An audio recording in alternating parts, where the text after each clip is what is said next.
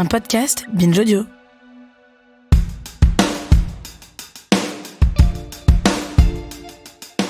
Salut, c'est Thomas Rozek. La santé mentale est un des enjeux majeurs de nos sociétés pour les années à venir.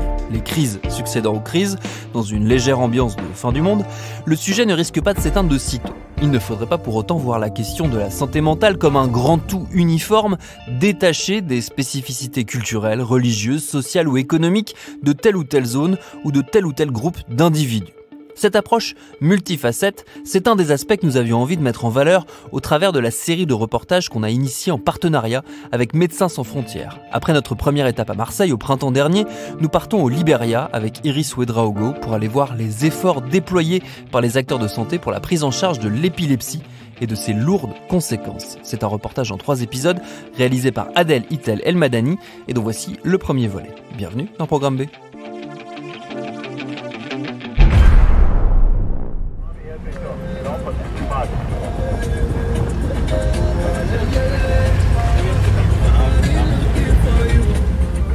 4 juin 2022, Monrovia, capitale du Liberia. Ça fait déjà plus d'une semaine que je suis arrivée dans ce petit pays de 5 millions d'habitants, entouré de la Sierra Leone et de la Côte d'Ivoire. Si je suis là, c'est pour tenter de comprendre comment on prend en charge une maladie neurologique très courante dans ce pays, mais pourtant méconnue, l'épilepsie. Chaque jour, à bord du 4x4 blanc de Médecins sans frontières, je vais à la rencontre des premiers concernés, les malades, et de celles et ceux qui les soignent. Aujourd'hui, je suis en route pour rencontrer les membres d'une association créée par et pour des épileptiques et des personnes qui souffrent de troubles mentaux. Ils m'ont invité à assister à l'un de leurs groupes de parole. L'association s'appelle Cultivation for Users Hope. Elle œuvre pour une meilleure prise en charge de la santé mentale au Liberia. Un groupe d'une dizaine de personnes, entre la vingtaine et la soixantaine, s'installe sous un kiosque dans un jardin luxuriant à quelques mètres de l'océan. Durant la prochaine heure, ils et elles vont parler à cœur ouvert de leur maladie et de leur long et difficile chemin vers la guérison. Quant à moi, j'essaie de me faire toute petite pour ne pas perturber ce moment intime.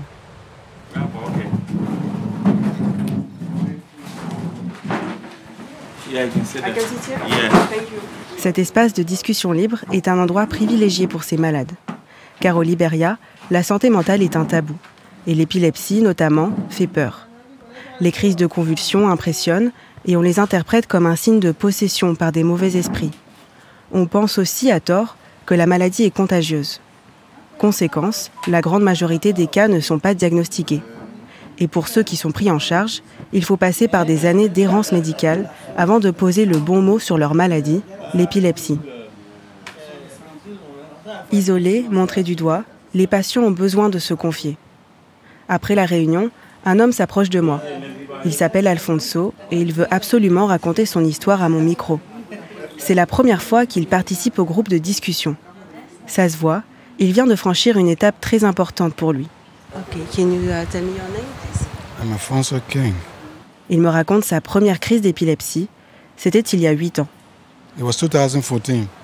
I came from a bathtub. C'était en 2014. Je sortais de ma baignoire et j'allais vers ma chambre. Je ne sais pas ce qu'il s'est passé, mais après ça, j'ai réalisé que j'étais à l'hôpital. And realized I was at the hospital. I saw myself leaving my bedroom. Je me suis vu sortir de ma chambre, je suis allé dans ma salle de bain, je prenais un bain, mais après ça, je ne sais pas du tout ce qu'il s'est passé. Je me suis juste retrouvé à l'hôpital. Il est traumatisé par l'événement et n'a aucun souvenir de ce qu'il s'est passé avant son arrivée à l'hôpital. Sur place, on lui fait des examens et le diagnostic tombe. À l'hôpital, un docteur égyptien, le docteur Mambou, m'a fait des tests. Et il est revenu en me disant « Vous êtes épileptique ». On lui prescrit alors un traitement à prendre chaque jour. Et c'était si cher, je ne pouvais même pas me permettre de payer ce traitement. Avec ma femme à l'époque, on a rompu depuis, on a commencé à acheter quelques médicaments, mais en petite quantité.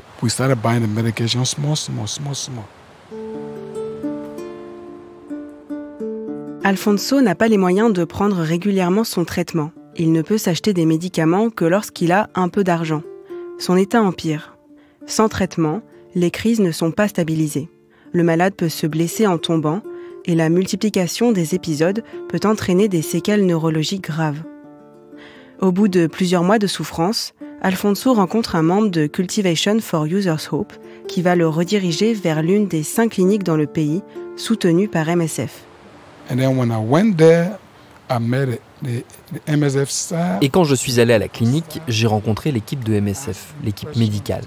Ils m'ont posé des questions, m'ont fait passer des tests, et il y avait la preuve qu'effectivement je suis épileptique. Donc, ils m'ont mis sous traitement. Après plusieurs examens, l'équipe médicale lui prescrit un médicament qui lui convient. Et surtout, le traitement est gratuit. C'est ce qui va tout changer pour lui. J'ai souffert de cette maladie. Ce n'est pas facile, car je ne pouvais pas me payer le traitement. Les médicaments sont très chers au Libéria. Le Libérien moyen ne peut pas se le permettre. Là, comme je vous parle, je suis toujours sous traitement. Vous savez, la maladie arrive vite, mais elle ne disparaît pas si facilement. Je sens que ma main est engourdie, là, en ce moment même. Je la sens engourdie tout le temps. Mais lundi, j'ai pu en parler à un soignant. Il m'a expliqué pourquoi. Il m'a dit des choses que j'avais besoin d'entendre, que j'espérais entendre, que je voulais entendre. Il m'a expliqué tout ça lundi matin.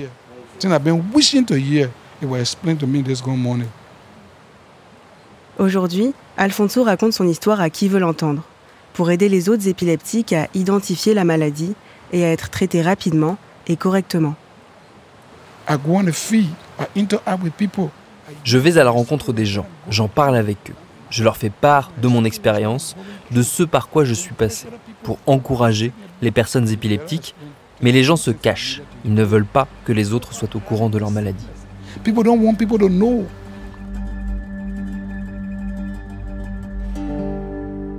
Le mystère qui entoure l'épilepsie n'aide pas au diagnostic. On ne connaît pas encore précisément son origine. La majorité des 50 millions d'épileptiques dans le monde vivent dans un pays pauvre sans que l'on ne sache l'expliquer. Malgré tout, l'épilepsie se traite et même très bien. Dans la majorité des cas, un simple médicament pris régulièrement peut stabiliser les crises. Pourtant, tout au long de ces 10 jours de reportage, les patients que j'ai interrogés m'ont décrit le même parcours. Un véritable chemin de croix avant de trouver le bon traitement et un accompagnement psychosocial de qualité. Et pendant cette longue attente, les épileptiques sont isolés, voire ostracisés par leur communauté.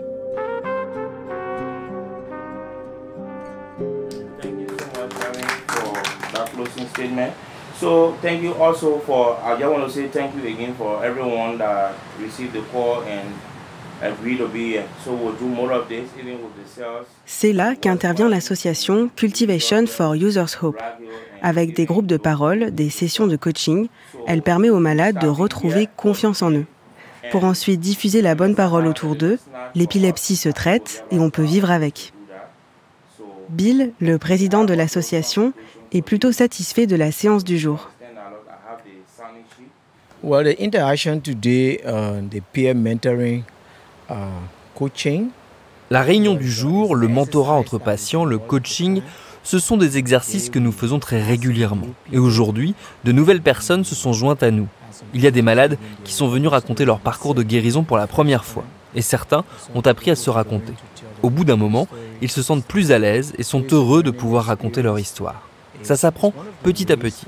C'est une manière de leur redonner confiance en eux et aussi qu'ils reprennent contact avec les autres. C'était une super séance. So it was wonderful. I enjoyed it. Yeah. It's important for someone to cultivate the confidence. C'est important qu'ils cultivent leur confiance en eux, qu'ils parlent aux autres malades, parce que c'est comme ça qu'ils apprennent à s'exprimer et à se mettre en valeur. Les problèmes de santé mentale ou d'épilepsie ont une incidence sur l'estime personnelle. Ils peuvent avoir honte d'eux-mêmes et ne pas réussir à s'exprimer.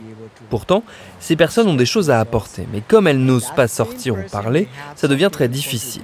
Tout ceci est très important. C'est pour ça que le mentorat est d'une grande aide pour les personnes atteintes d'épilepsie, de troubles mentaux ou même d'addiction. Vous savez, ces personnes ont du mal à s'intégrer à la société. Ces réunions les aident à s'ouvrir aux autres et à se sentir acceptés. So this mentoring really helped to open the person up, and then be able to feel accepted with other people. So that's why this was very important.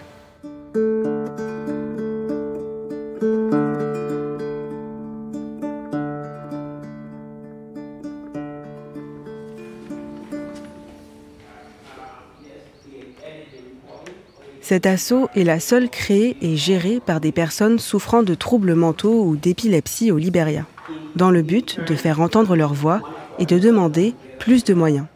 Je m'appelle Benjamin Bala et je suis le secrétaire de l'association Cultivation for Users Hope.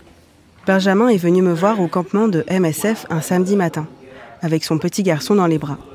Malade de la rougeole, un autre problème de santé publique au Libéria, le petit s'endort pendant que son père retrace son parcours.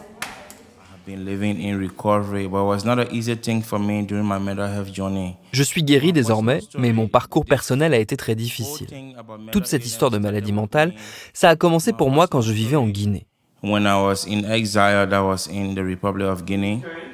Benjamin Bala est atteint de troubles bipolaires.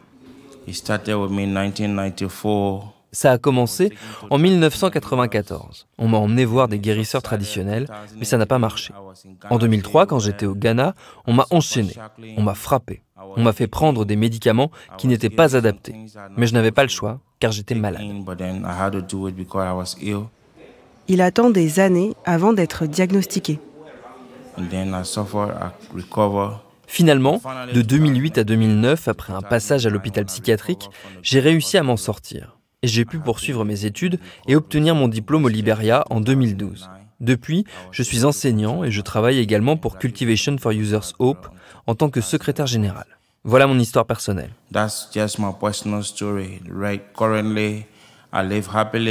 Aujourd'hui, je suis heureux et guéri. J'ai mes 4 enfants, j'ai ma femme. Voilà mon histoire.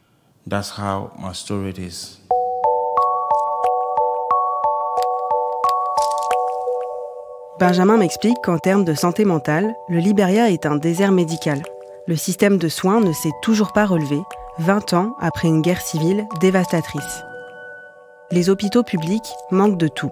Médicaments, soignants, matériel. Un chiffre en particulier m'a scotché. Il n'y a que 2 psychiatres dans tout le pays, dont un à la retraite. Aucun neurologue ne travaille à temps plein. Et il n'existe qu'un seul hôpital psychiatrique avec une capacité de 80 lits pour 5 millions d'habitants. Pour Benjamin Bala, le sujet n'est pas pris au sérieux par le gouvernement. Au Libéria, il n'y a vraiment pas... Ils essayent, mais il n'y a pas de bonne prise en charge du côté des services publics. Nous, les malades, nous nous en sortons grâce aux ONG comme MSF ou le Carter Center. Ce sont eux qui font le travail de prise en charge de la santé mentale au Libéria. Mais s'il ne fallait compter que sur le gouvernement, je vous le dis, beaucoup de gens seraient à la rue actuellement. But if it comes from the government angle, I tell you, a lot of people will be on the street for mental health. En 2019, avec d'autres membres de l'association Cultivation for Users Hope, ils vont jusqu'au Sénat pour faire entendre leur voix et réclamer davantage de moyens. Initially, there has been no budget line in our national budget for mental health. À la base, rien n'était prévu dans le budget national pour la santé mentale. C'est notre association, Cultivation for Users Hope, qui est allée manifester avec des pancartes pour obtenir la création d'un budget national pour la prise en charge de la santé mentale. Le 19 août 2019, nous avons manifesté et nous avons convaincu les législateurs d'allouer la somme de $25 000 à notre cause. C'est la première fois que le Libéria a inscrit la santé mentale dans son budget national. This fiscal year, we are discussing around $50,000 that was placed in the budget. Cette année, nous demandons $50 000. Mais pour nous, cette somme n'est pas suffisante. C'est un affront aux personnes qui souffrent de troubles mentaux. Dans un pays de près de 5 millions d'habitants, on ne consacre que $50 000 à la santé mentale. C'est une honte. It's a disgrace to our own country.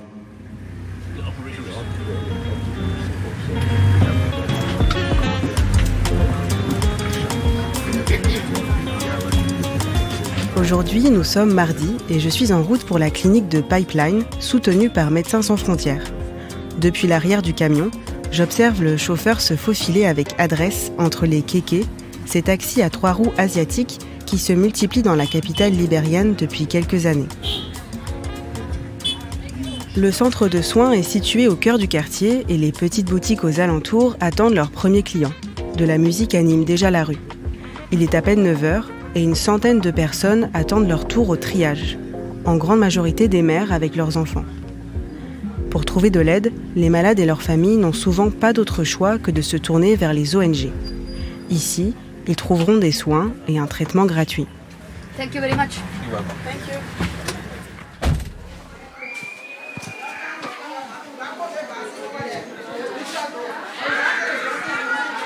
Un peu désorientée au milieu de la foule, j'essaie de repérer le service de santé mentale. Je dois avoir l'air vraiment paumée, car une infirmière de la clinique me prend par le bras et me fait faire le tour du centre en me présentant à tous les soignants. Hello, hi, nice to meet you. This is the laboratory and he is the technician. Finalement, on arrive au service qui m'intéresse. This is the mental health section. Yes, mental health. MSF came in and they developed the this area. Ici, c'est le service de santé mentale. Il n'est pas tout à fait terminé. Ce service est réservé à MSF pour les soins de santé mentale. Entrez ici, ils vont vous expliquer. So you will go in here. Services around here, they will tell you. This is our sister, one of the mental health clinicians. Hello. Donc ici, c'est notre sœur, une des soignantes. And how many epilepsy patients do you have? Et combien de patients épileptiques recevez-vous? La majorité de nos patients sont épileptiques. On en reçoit environ 17 par jour. We receive like maybe 17 or maybe more. Yeah, on a daily basis. Yeah.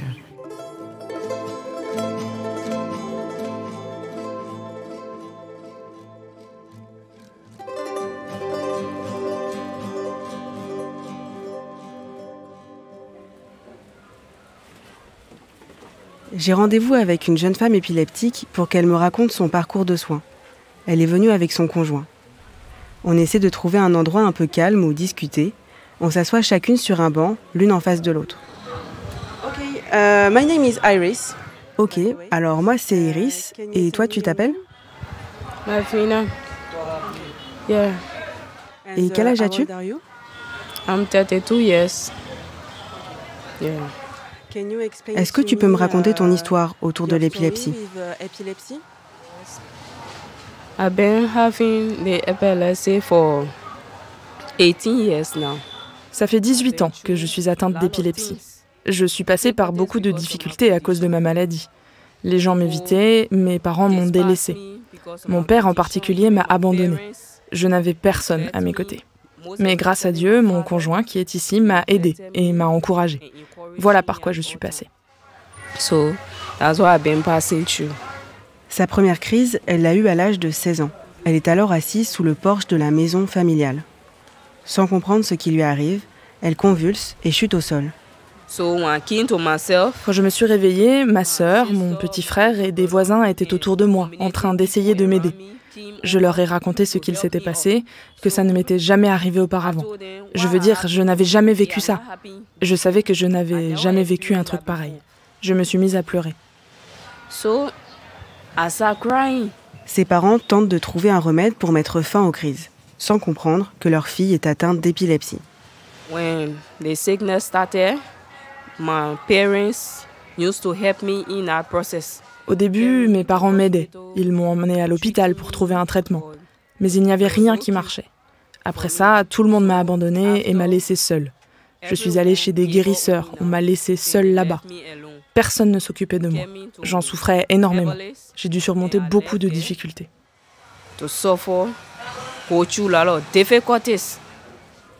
On lui prescrit un premier médicament sans effet. C'est un autre classique dans les parcours de soins des épileptiques. Faute de stock, on administre souvent le seul médicament disponible, pas forcément le plus adapté.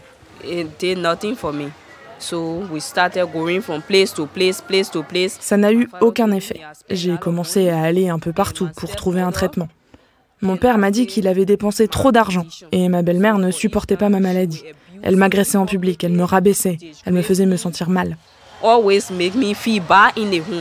That's the time I started facing a lot of problems and challenges in my life now. Avec tous ces problèmes et challenges à surmonter, j'ai fini par arrêter d'aller à l'école. Parce qu'à chaque fois que j'y allais, je tombais devant mes amis et j'avais honte. Et la majorité d'entre eux avaient peur de moi. Quand j'entrais dans la salle de classe, ils se moquaient ou me provoquaient. J'avais honte et donc j'ai arrêté d'aller en cours. Qu'est-ce que tu faisais alors? Qu'est-ce que je faisais? Je restais à la maison. J'étais chez moi, je prenais soin de la maison, je faisais du ménage ou des petits travaux pour mes parents.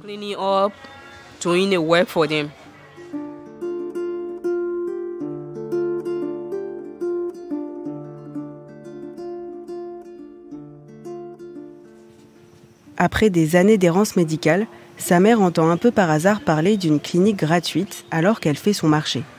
C'est la clinique Pipeline où nous sommes aujourd'hui. Après une consultation gratuite, un soignant lui prescrit enfin le médicament adapté à son cas.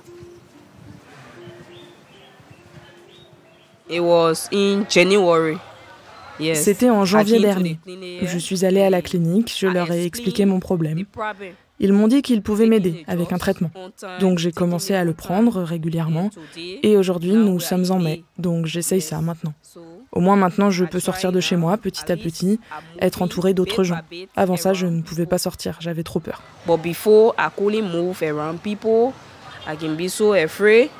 Aujourd'hui, elle a 2 enfants et pour la première fois depuis des années, elle entrevoit un avenir sans crise. Oui, maintenant j'ai trouvé le bon traitement. Grâce à Dieu, désormais, quand j'irai mieux, je pourrai essayer de retourner à l'école. C'est mon objectif maintenant. Je veux travailler dans la vente, monter mon business. C'est ça que je veux faire. Je veux juste dire à ceux qui sont malades comme moi qu'ils doivent garder la foi. Il y a une solution à tous les problèmes. Mais il faut prendre un traitement pour pouvoir vivre normalement. Nous, les épileptiques, nous pouvons être guéris si l'on prend notre traitement et que l'on y croit. On peut guérir grâce à Dieu. Je veux dire aux autres malades d'être courageux, car un jour ils iront mieux, comme moi. So, I tell my patients all, like me, to keep courage. That one day they will be better also. Yes. Okay, thank you. Thank you.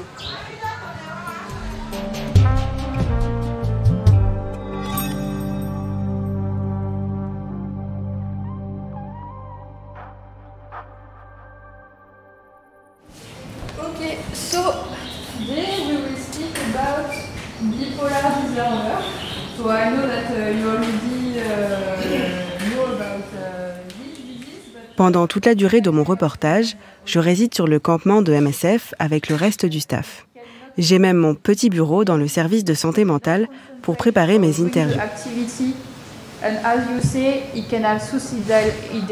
Aujourd'hui, comme chaque vendredi, c'est jour de formation.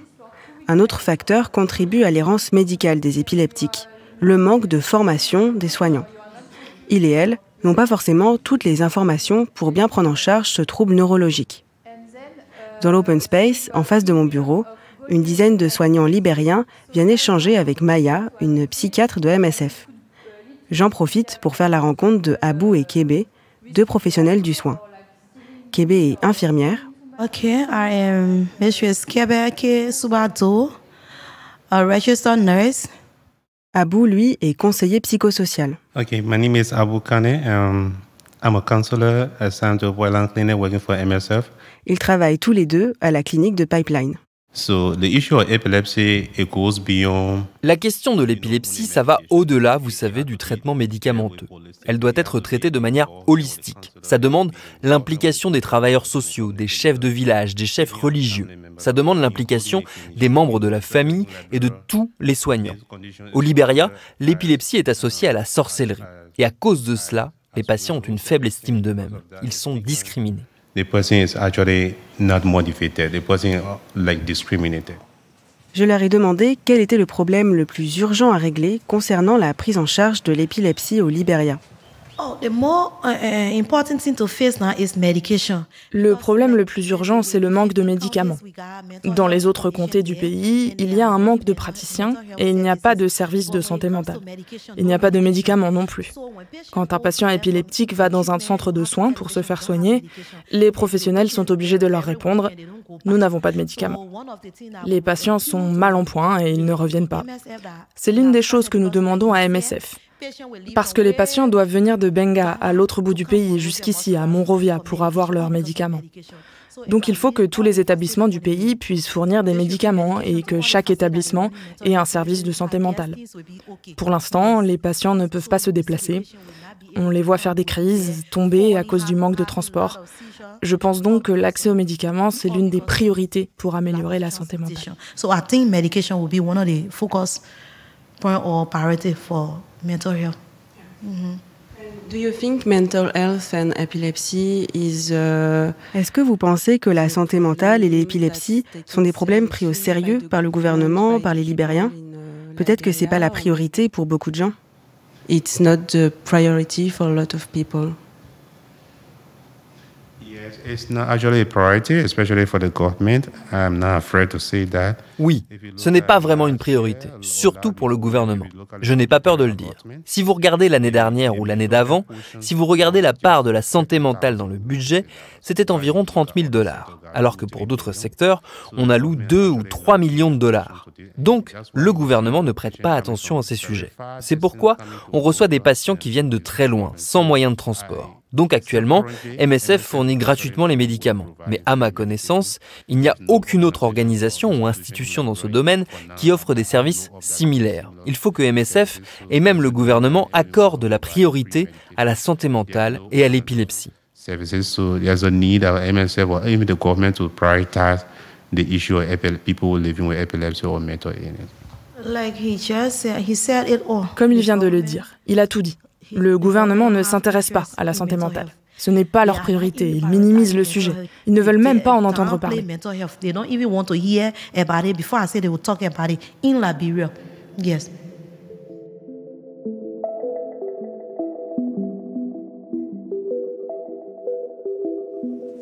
Actuellement, 1300 personnes souffrant d'épilepsie sont prises en charge dans des structures soutenues par MSF. Aucune étude ne permet de recenser le nombre de malades dans le pays, mais les professionnels de santé estiment que des milliers d'épileptiques sont encore en attente de soins. They are human beings like us Les épileptiques sont des êtres humains comme nous. Ce sont peut-être des pères, des mères, des fils ou des filles. Et quand ils sont pris en charge, ils peuvent être productifs pour la communauté, pour la société. S'ils ne sont pas soignés, ils peuvent être nocifs pour la société ou bien tomber en dépression. La plupart d'entre eux tentent de se suicider. Et ça peut avoir un effet sur leur entourage qui peuvent par la suite développer un trouble psychique. Ça laisse une marque chez leurs proches. Ils peuvent être eux aussi traumatisés par tout ça. Mais nous pouvons prendre soin de tous ces gens. Nous devons prendre tout ça en compte et continuer à les aider. We can care for all those people. We need to take them into consideration, but continue to help them.